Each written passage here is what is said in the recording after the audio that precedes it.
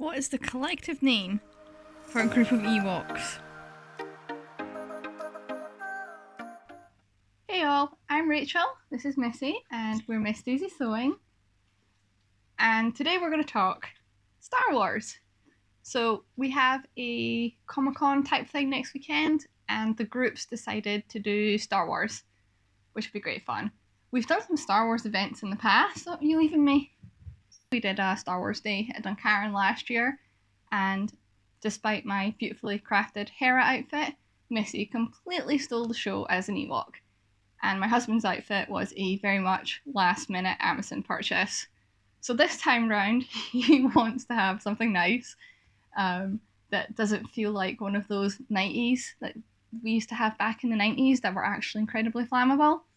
That's what that robe was made from. So we want something with a bit more weight to it, so a felt robe, and we're going to make a sort of proper sort of tunic with tabard thingy.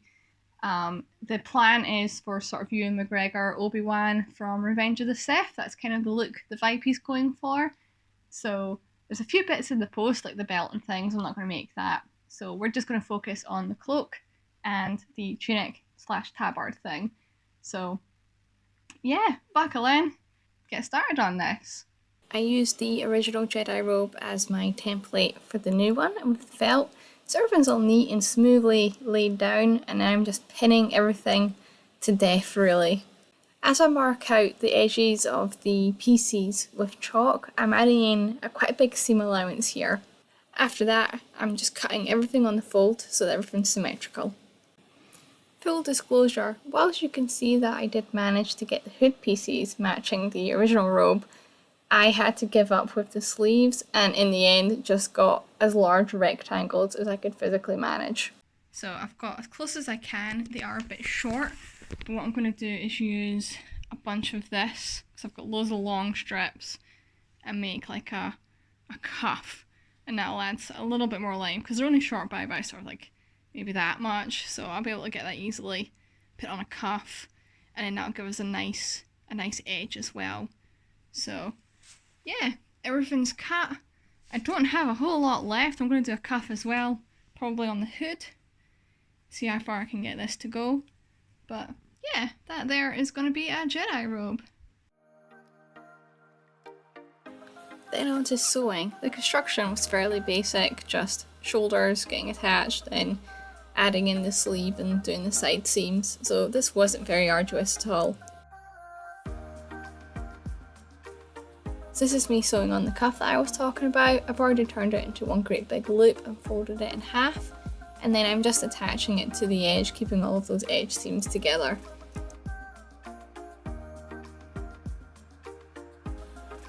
I also had to get first sort of flounce in it. Like, this thing is absolutely huge on me and it is hilarious.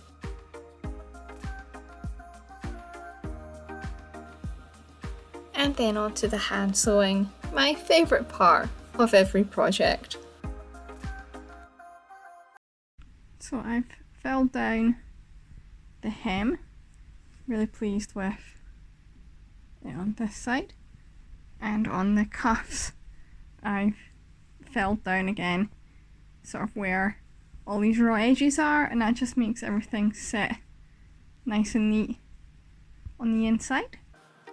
Please forgive that we look like characters from Tom and Jerry here. I did not mean to cut our heads off whilst doing the measuring.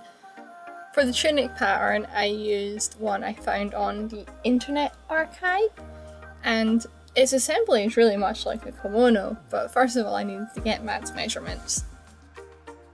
As you can see, we're in goblin mode here, well and truly.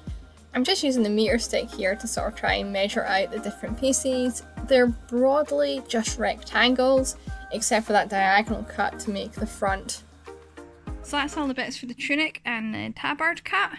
I sort of realised along the way I'm going to have to flatline this, so I've got this proper white for backing all the pieces. So yeah, on to flatlining next, and then assembly. As you've seen in the past, I like to cheat and just use the overlocker to get both that front and back piece flat lined together, and it also gives me that nice edge.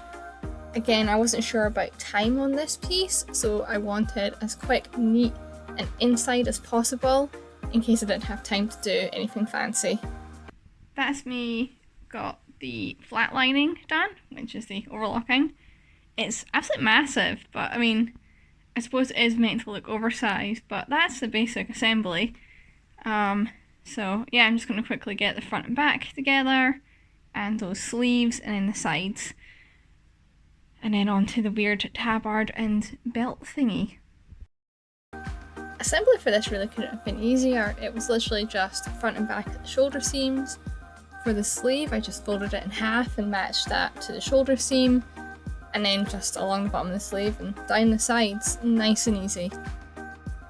I really need to get like a mannequin, but this is it on my mannequin.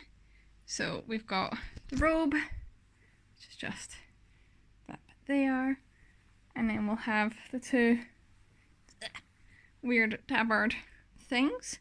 So what I need to do next is put the sort of, I don't want to say lining, almost like a cuff around the neck here.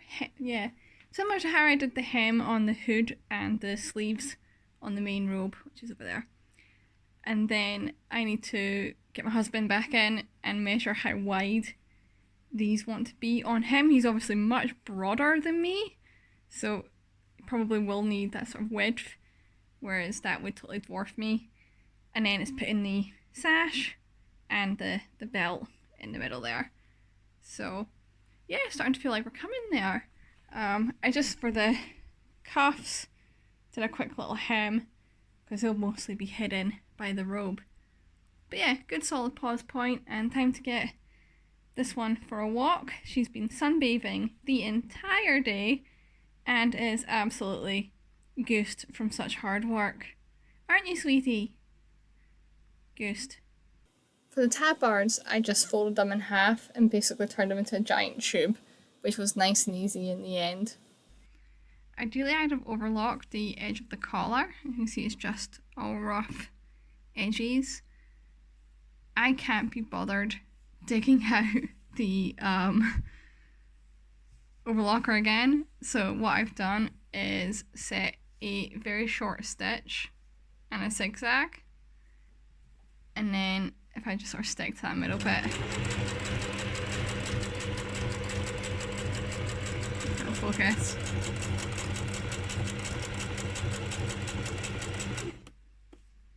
Bring it back over. That then gives, it's not as neat, but it does the job out of an overlock stitch. So just a quick little tip for you. The difference the collar makes, guys.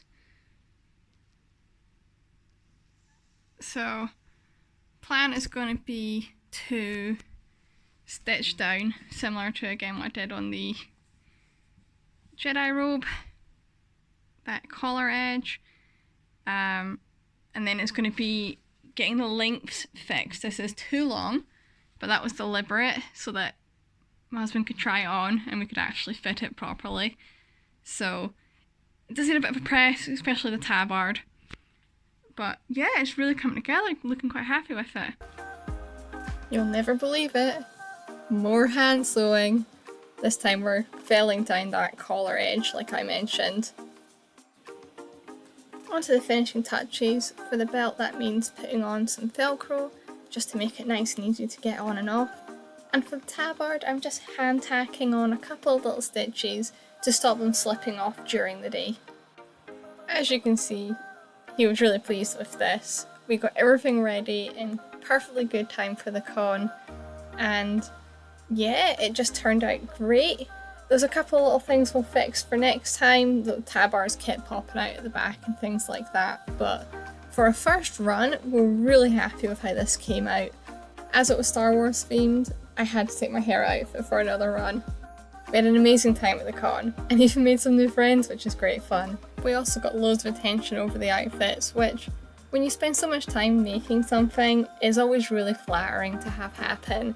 So yeah, brilliant time, and both of these outfits are definitely going to get another wear. Until next time, May the force be with you.